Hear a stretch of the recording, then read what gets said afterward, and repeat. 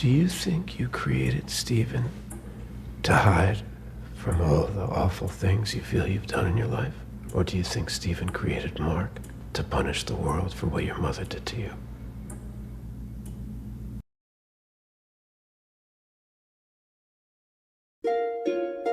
Maybe you've had the experience of driving on autopilot. 1 minute you get in your car, and the next minute you've arrived at your destination, but you can't actually remember the details of the drive. This is an example of normal, everyday dissociation, a term that describes a mental state of disconnection from what's going on around you.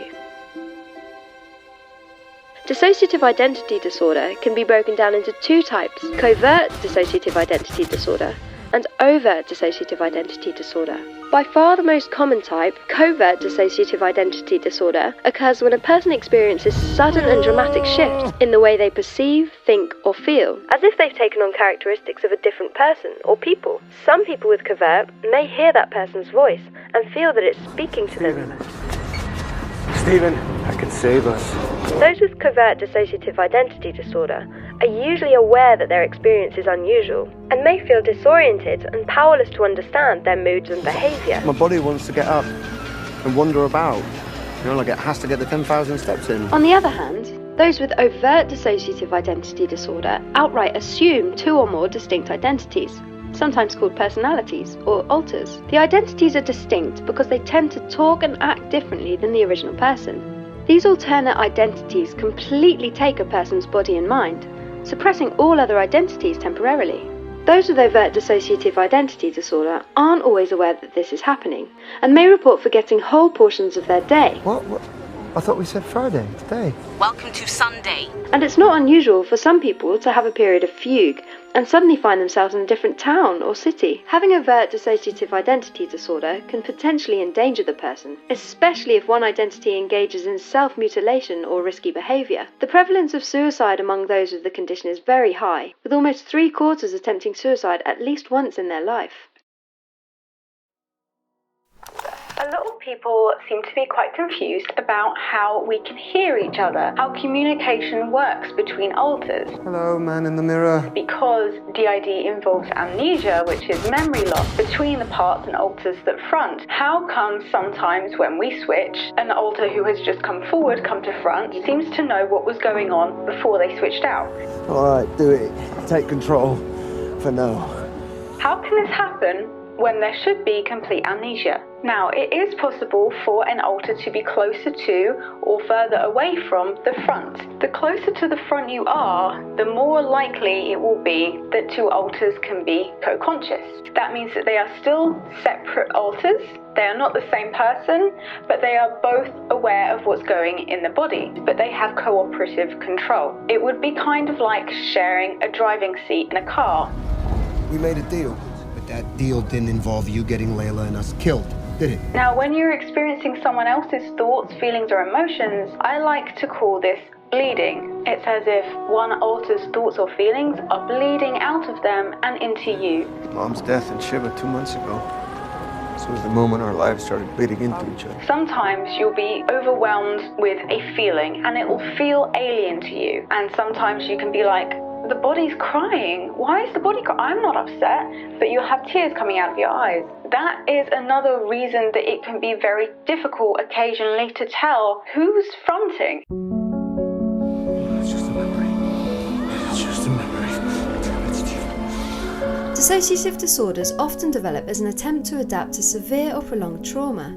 Falling on the least severe end of the spectrum, depersonalization-derealization disorder is due to a disruption in the normal perception of events. Falling in the middle of the spectrum, dissociative amnesia is due to disruption in memory. And falling on the most severe end of the spectrum, dissociative identity disorder is due to a problem with having a single complete identity. You're not meant to see that. You're not meant to see that. That's the whole point of you. Danger is near.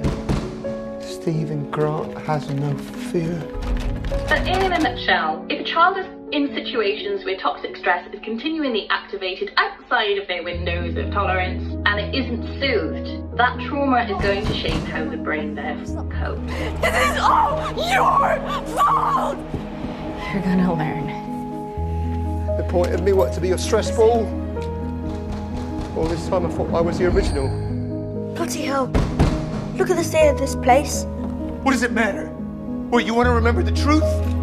That you had a mother that beat you? Why do I have to make you do this? See what she did. That hated you?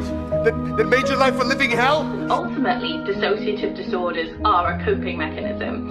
So when a child can't fight or can't flight, they may dissociate as a method of self-soothing and protection. And it's a natural and quite a remarkable response. Our brain's defense, I guess, to survival. All those horrible things that she said to you, she was wrong. It wasn't your fault. I should have known you would do something like this. I shouldn't have brought him in that cave. I shouldn't have brought him in the cave. Hey. Hey. You were just a child. It wasn't your fault.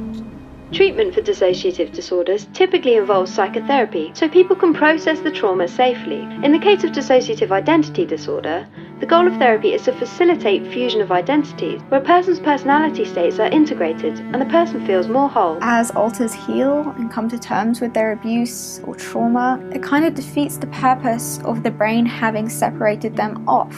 The reason DID exists is to be a coping mechanism, to allow that child to survive what they went through. I survived because I knew I wasn't alone. You were always there, alive, full of hope. Some alters are unable to cope with that knowledge, or it becomes too much. When this happens, there are two things. It's not always a conscious choice. That alter can go dormant, which basically means going to sleep for a very long period of time, becoming inactive, or integrating. Integrating is when those amnesic barriers that separate off parts of the consciousness to form different alters break down. Stephen Grant, I was not speaking to you. Yeah, all right, but we do come as like a package deal now, so you are going to have to deal with me. So those alters no longer exist in their own right, but they have come together to form someone that can deal better with the situations and the memories that they held together. The idea of integration is that we're stronger together than apart.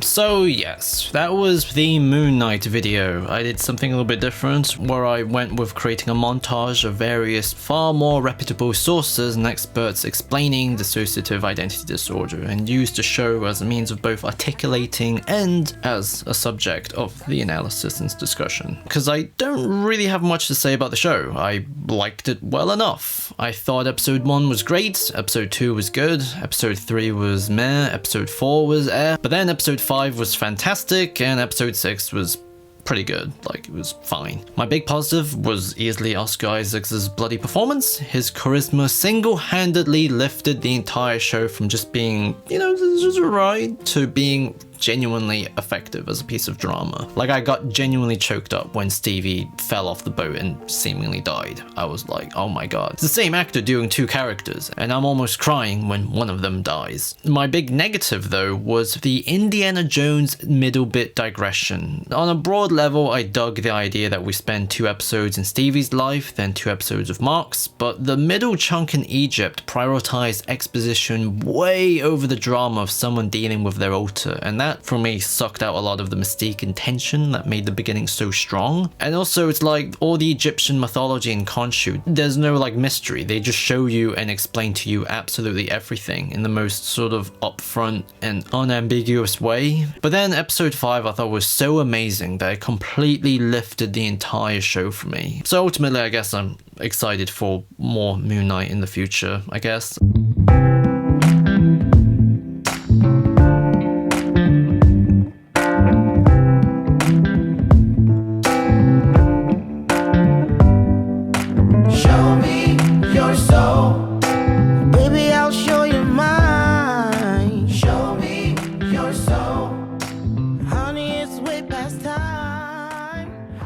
Anyways, special thanks to everyone from Patreon, and more videos are coming at you. Pew!